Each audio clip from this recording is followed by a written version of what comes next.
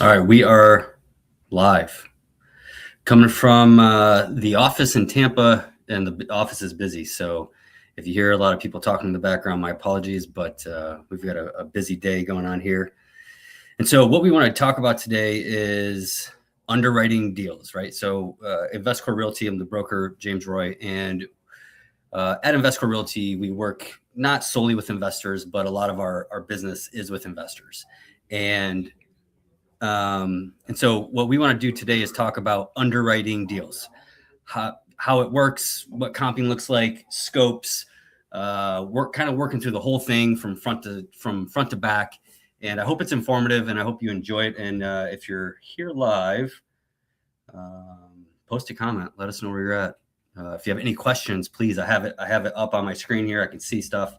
I can see comments. So let me know that you're here. If you have any questions along the way, just let me know. But let's dive into it, okay? CG, Mr. Carlos, gotta love you. We are going to have Carlos, I think, hopefully next week on this as well, who's my resident investor who I've worked with for a decade. And we're going to go through a little bit more in detail in terms of scope and stuff. But let's start with the property. I was kind of looking on InvestorLift. If you're not familiar with InvestorLift.com, get familiar with it. It is a website where wholesalers post their deals. And so I wanted to find something that was off market to start with today. And I found this one. It's in Tampa. Let me show you. Let's see if I can open this up a little bit. So it's in kind of the Sulphur Springs area, Old Seminole Heights area. Not a bad area. This area can go street by street, but we're going to underwrite this one. So 1712 Fairbanks Street, Tampa. The first thing I'm going to do is I'm going to start pulling comps, right? And so this spreadsheet, our internal agents have the spreadsheet. This spreadsheet is going to go through our comping, our scope, and then we're going to look at multiple exits and essentially get to our MAO, our maximum allowable offer, right? So this spreadsheet our internal agents have, and it says here at the top, sold comp should be in the last 90 days, plus or minus 15% square footage, plus or minus 10 years old, preferably within a half mile, up to a mile if needed. We try not to cross major roads or rivers, similar lot size, similar beds, baths, amenities, water views, conservation views, etc. And so when we're comping, as a retail agent, we're usually like, well, we need to go, we go 180 days, we go 6 months. But in terms of a flip, we only go back 90 days for a very important reason, because by the time we close the deal, right, that's a 3 to 4 weeks, sometimes 2 to 4 weeks, I would say. Then we have to renovate the deal. That could take 2 to 3 months, depending, and then we have to relist it. So if we go 4 to 6 months on comps, the comps don't matter anymore. They've fallen off, right? So we really try to go 0 to 90 days to start with. So let's start looking at that. So let's grab this address, and this is going to be a step-by-step. We're going to walk through this. It might be a little bit of a longer video, but I want to be in depth to show how I do this. And so what I'm going to do is I'm going to go a half mile out. I'm going to paste in my address. And then what I like to do is I like to go active, pending, and sold, because I want to see exactly what's going on in that area. And I'm going to go 90 days. The other thing I'm going to put in just to start with, the property is 1,000 square feet. And so at only 1,000 square feet, I'm probably going to go plus or minus 20% on the square footage, just because it's a smaller house. And so square feet heated, I'm going to go 800 to 1,200. We're going to start here. That gives me 14 properties. Let's pull these up. And so what I do typically is I sort by price, because I want to see what the highest price that has sold. And so right now I can see that there's one that's 325 active. There's one that sold at 320. We have one pending at 285. Oh, this one just sold today. I saw this one this morning. It was pending. So it actually sold at 285. It was pending at 285. So that's good. And so really I want to look at these solds, and I'm not going to dive too much into this, but I want to look at the quality of the property, right? So let's just pull up this one. I want to see if it's renovated. I don't like double yellow lines, right? That kind of tells me it's a busier street. So I'll look at that a little bit more involved. But let's look at the level of the property just to see. So yeah, it's clean, renovated, we'll say. So this was a renovated home. All right, let's go back to this next one. This one's pending. That's all right. We're just going to say that it sold, but let's look at it. Again, probably renovated property. Okay, these are good comps, right? We want to see what renovated properties sell for. And then we'll go to this other one that sold at 285 today, actually.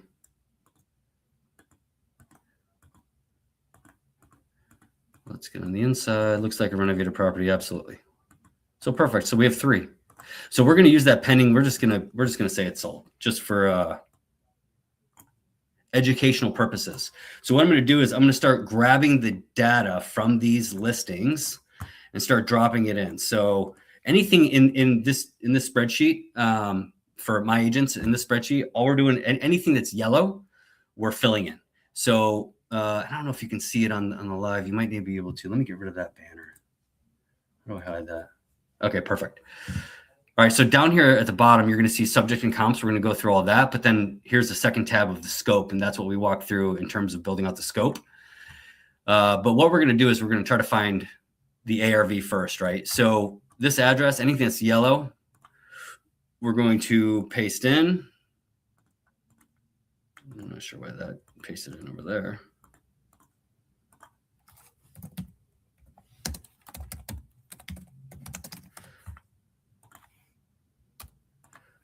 All right, so 8018 Mulberry Street, and we're going to grab this one.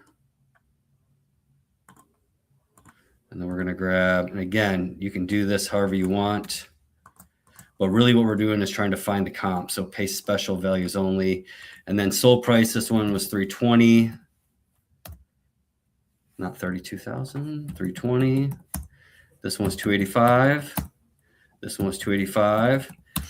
And honestly, what you need to do is go through and fill out all these. When we submit these to an investor, if it's a deal, when we submit these to an investor, we want to be able to show work, right? We want to be able to show that we actually went through the work. I'm not going to go through and fill all this out just for time's sake, but fill out all the beds, all the baths, all the square footage, the year built, a lot. You want to see that it's an actual comp, right? Active days on the market, was it renovated, the sold date, the sold square footage. What we're going to do today is I'm just going to put in the square foot of our subject property because that's what matters.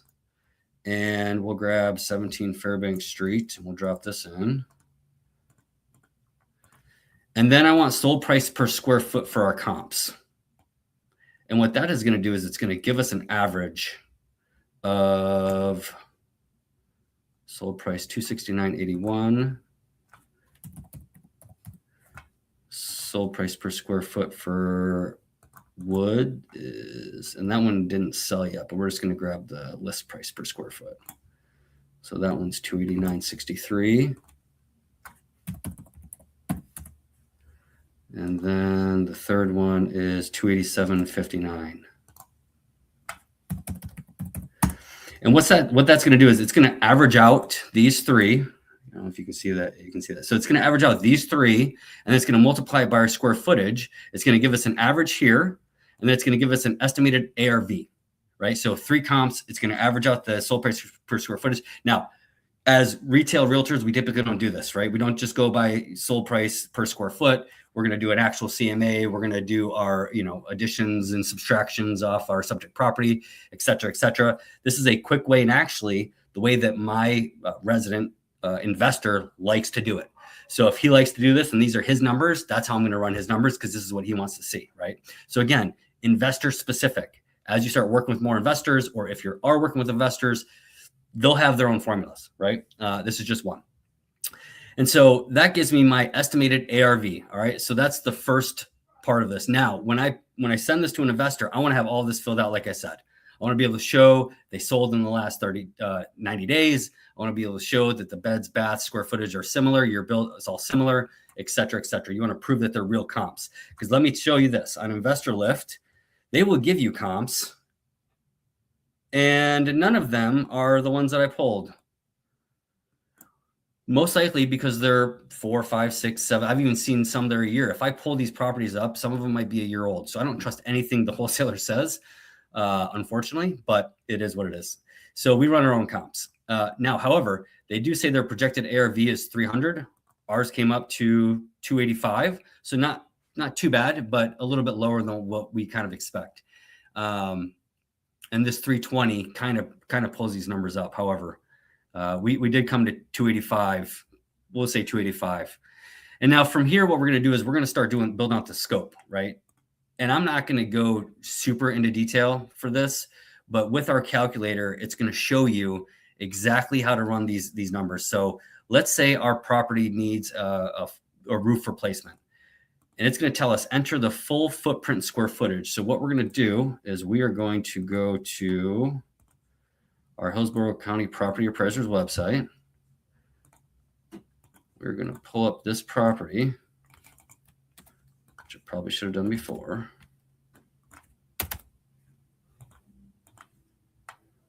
And on this property, we're going to have a sketch. We're going to have a sketch. So it shows us the interior and exterior walls. Well, not interior walls, exterior walls. And also it's going to show us the overall square footage, etc. So your overall gross area is 1148. That's what we're going to base the roof off. The roof isn't just based off heated square footage. You have to think of lanais or front porches. Like the roof covers everything, right? So we're going to base that off this. So it's going to be 1148. So all I'm going to do is go into the scope. I'm going to punch in 1148, and it's going to calculate my roof, right? So about $8,000 for this roof. Smaller house, makes sense. Appliances, yep, we're going to need appliances. One, so that's going to be about $3,000. My exterior paint siding. So what we're going to do is perimeter times wall height. So perimeter we can find by looking at this sketch, right? So we're just going to go this general area. Without diving too much, I would look at the pictures. I would see if we have to paint this exterior. Let me zoom in here a little bit so you can see this more. And so all I'm going to do is I'm going to go perimeter times height. We're going to say it's an 8-foot wall, just single story. So our perimeter is 42 times 24. So it's that's 1,000 square. That's not. I'm sorry, that's not right. 42 plus 42 plus 24 plus 24, every wall. So 132, right? So it's 132 linear feet around the property. And then we're going to multiply that by the height of the wall times, let's just say 8 feet. So it's 1,056. So in here, we're going to say 1,056. That's going to give us our paint cost. To paint that exterior, it's going to be about $2,900, $3,000. All right, window replacements. Do we need to add windows? They're $1,000 a piece. So I would go through these. They actually don't look too bad. So we're going to say no. But if they did look super old or metal or needing to be replaced, we would add those in. So that's a no. So we're going to skip those. Impact slider, no. Exterior doors, I think we're good on that. Maybe.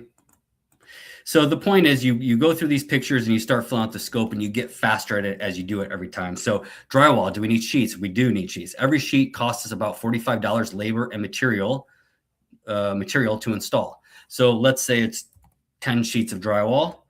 Interior painting. So this is going to be wall square footage, approximate perimeter times 1.75 times wall. So exactly what we just did, but we're going to multiply that exterior perimeter by 1.75 because there's walls inside, right? And it's just a guess because you'd have to physically go to the property and walk a tape measure or walk a rolling like measuring tool around to figure out the exact linear footage. So we're not going to do that, but we're going to take 132, which was our perimeter before, 132 times 1.75. That's our linear perimeter of all the walls on the inside. So that's 231. And we multiply that by 1.75, so times 1.75, and that gives us 404.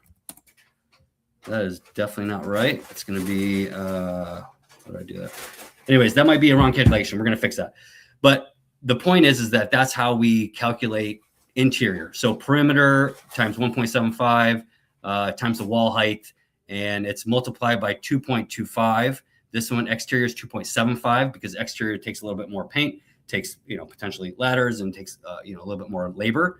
So interior paint is a little bit less cost-wise.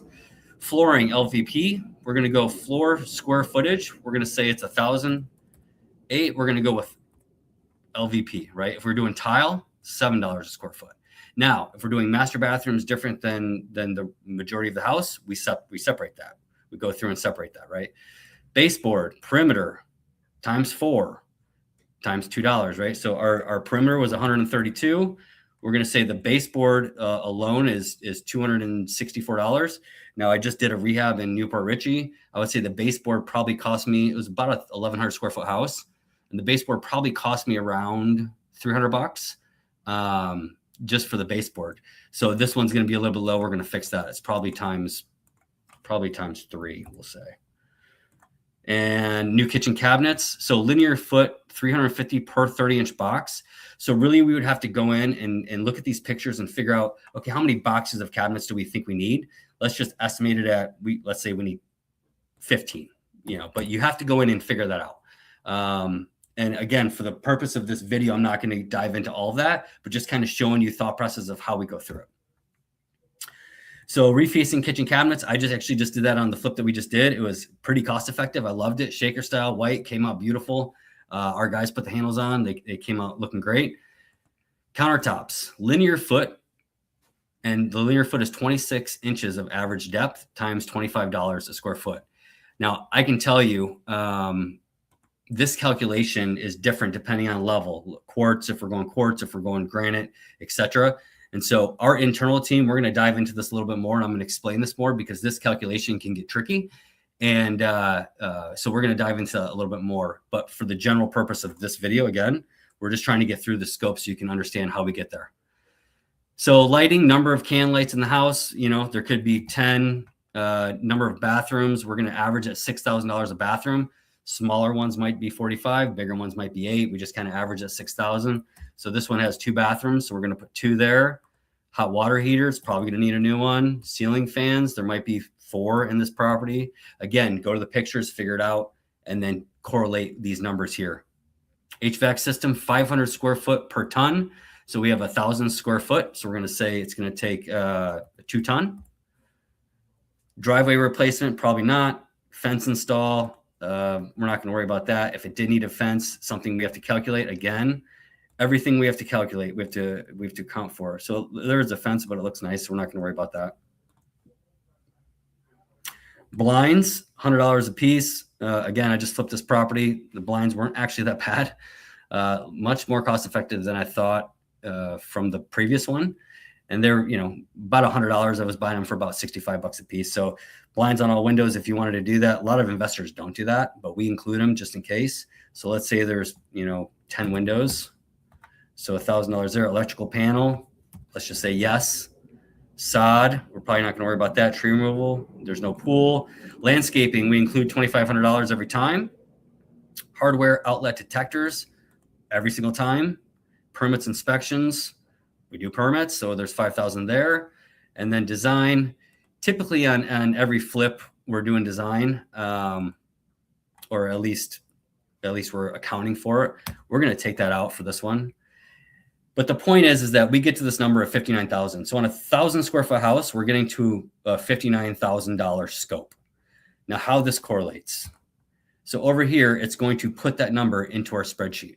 Okay. So we have our square foot average, our estimated ARV, our estimated scope. And then for this in particular investor, he's at 70% of the ARV all in. So what that means is his purchase price plus his rehab equals 70% of the after repair value. Okay. And so the ARV times 0.7 less the rehab equals 140,000. Now, since this is an off-market deal, we want to have a wholesale fee, right? We're going to lock this deal up under contract. We're going to wholesale to our investor. So our wholesale fee, we just put in 10 grand. That could be whatever you want, right? If you're wholesaling the property, it's up to you. And that gets us to 130,000. So let's look at this price because I think it's pretty close. They're asking 135. And this property, close of escrows in 3 days.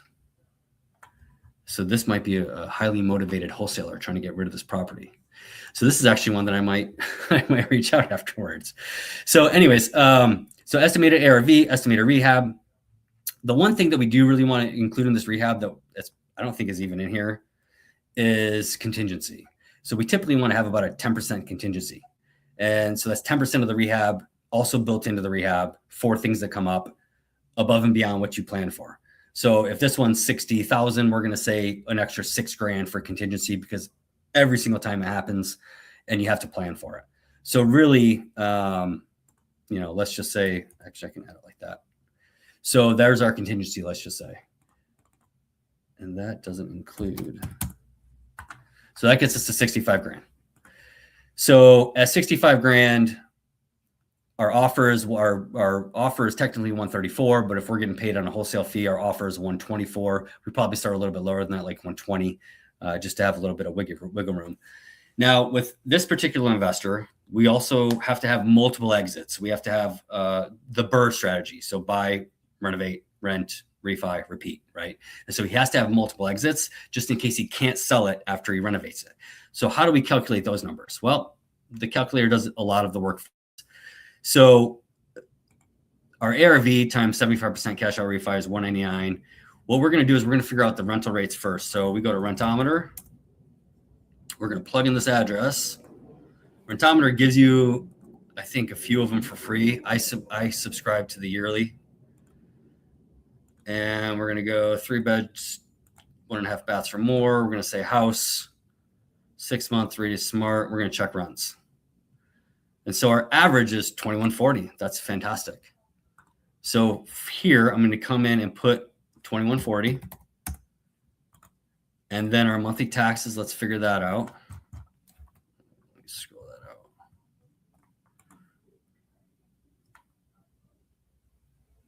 So to figure that out, I just went to the Hillsborough County Property Appraiser. They have a link right here. I'm just going to jump in a little quick, I guess. They have a little link right here for tax collector, and it goes straight to the tax bill. And their tax bill was 2433 divided by 12. So our monthly tax bill is 202. So we're going to put that in there. Again, yellow, we fill out. Our insurance, we're just guessing $150. Our management is going to be, we're going to say 10%. Total monthly expense is $1891. Now, my investor likes to see $250 or more, which is why this became red. But if you can see it, it's $248 cash flow. So he's going to be okay with that. And so what we can prove now is we can say, okay, it's going to be a $65,000 rehab roughly. Our offer with our 10 grand wholesale fee built in is 125. So we're going to submit that, to the wholesaler. I'm going to present this to my investor first. If he's like, yeah, great, go for it. We're going to submit this offer at 124. If we get it locked up, wholesale it to our investor for 134. And he's going to close on the property because I've been able to prove that the value is there with the rehab and multiple exits. And so this is actually not a terrible deal. Now, is he asking a little bit over? Yeah, he's at 135. But guess what? If he's closing in 3 days and he doesn't have a buyer, I bet you there's room to work there. And so is there any questions? I kind of went through that fast. Any questions on any? I know I went through it super quick, but it's definitely involved spreadsheet in terms of building out the scope and doing all the work for you, but you have to be able to go through it. And I'll tell you this, after doing this a bunch of times with the spreadsheet, I can run through it super quick. It takes obviously a little bit of time to explain things, but once you get the spreadsheet down and understand it, it's going to be super simple for you to comp properties, run the scope, figure out the rent, figure out if there's multiple exits, and see if you have a deal. And, really ultimately 10, 15 minutes. Very straightforward, easy to follow. Awesome. That's fantastic. So I would tell you this is our internal spreadsheet for our agents at Investcore Realty. There is a software out there that if you're not an agent with us, there's a software out there called dealcheck.io. And there's a free version of that. And they actually will allow you to build templates almost like this. And it's a really cool tool. I do use it. This one has my investor costs built into it that I know. Now, could I take these costs and go to that website? Sure, absolutely. But this is our internal one. But if you don't have access to this one, go to dealcheck.io, sign up for the free account. There's also a pro version if you want. But, I've never used the pro version. I've always used the free one. So that's a way to kind of build these templates like this. Can you share the spreadsheet? Absolutely. If you join Investcore Realty, right? So this is an internal document. Our team actually has access to it.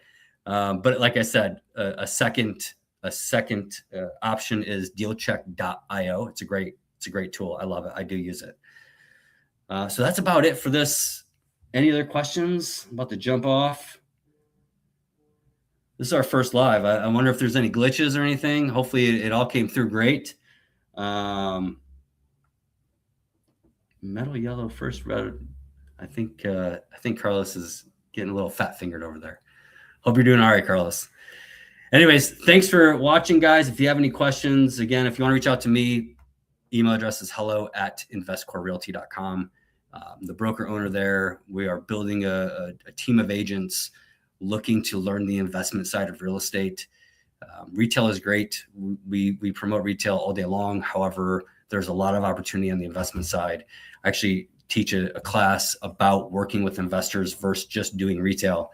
And the biggest thing that I can say is, why only work with people who buy a house, every 5 to 7 years versus working with people who buy houses, 5 times a month. And so if that resonates with you, if you're looking for, a new brokerage, a new home in the Tampa area, I'd love to talk with you and kind of show you what we got going on and how we do things. But other than that, do you share the entire with the investor each tab? So Tracy, thanks for being here, first of all. So with my investor, 100% you can. My investor, he trusts me. We've worked together for a decade, so I can just tell him like, hey, all the numbers hit. Here's the deal. Here's the scope, and he trusts me because we have that relationship built. If it's a newer investor, share it. I guess it depends on. I should back up. I guess it depends on how well you think you trust that investor, right? If you think that investor is going to take your information and circumvent you and maybe you hold back the address. Hey, there's a property on, Fairbank Street in Tampa. It's a great little area. I've run the numbers. This is what it looks like. If you want to hold back the address because you're worried about that, yeah, I get that. If you have the relationship with the investor, like Tracy, I know your guy's Paul, right? So if it's Paul, sure, like he's not going to go around you. Like if you have that relationship with the investor, that means a lot. And I would feel comfortable, especially with my investors that I work with a lot, sharing it with them. Like, hey, here's this deal. Do you want it? And they're not going to go around me. If I found the deal, they're going to say, yeah, submit the offer for me. And so it's that relationship that you build with them, and it's super important. And also the relationship that you build with them, they know, when you send them this workup or this worksheet, they know that you've done your research. They know that you've done your homework, and it could be based off their specific numbers. And so that's something I also talk about. Like when you're talking to these investors, you're bringing on new investor clients, figure out their construction costs.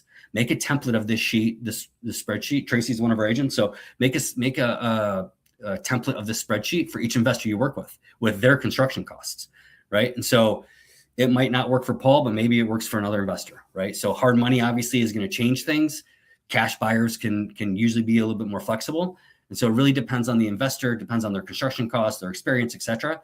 But if you have that relationship with them, and you trust them, I have no problem with sharing it. I would share this with my guy all day long, because I know if I bring him the deal, he's going to say, James, you brought the deal. You're the guy. Get it. So anything else? It's Tuesday. Hope you guys had a great morning so far. Again, hello at James Roy, or not James Roy, that's the old one. Hello at investcorerealty.com if you have any questions. And then anybody who's from my team on this, obviously we'll be talking afterwards. And tomorrow we're going to be at a realtor pitch group out in Valrico. It's fantastic. So if you're on my team, make sure you come. It's going to be awesome. And there's going to be a good presentation tomorrow by a heavy hitter who's a listing agent in the area. So, all right, signing off. Hope you guys have a great day.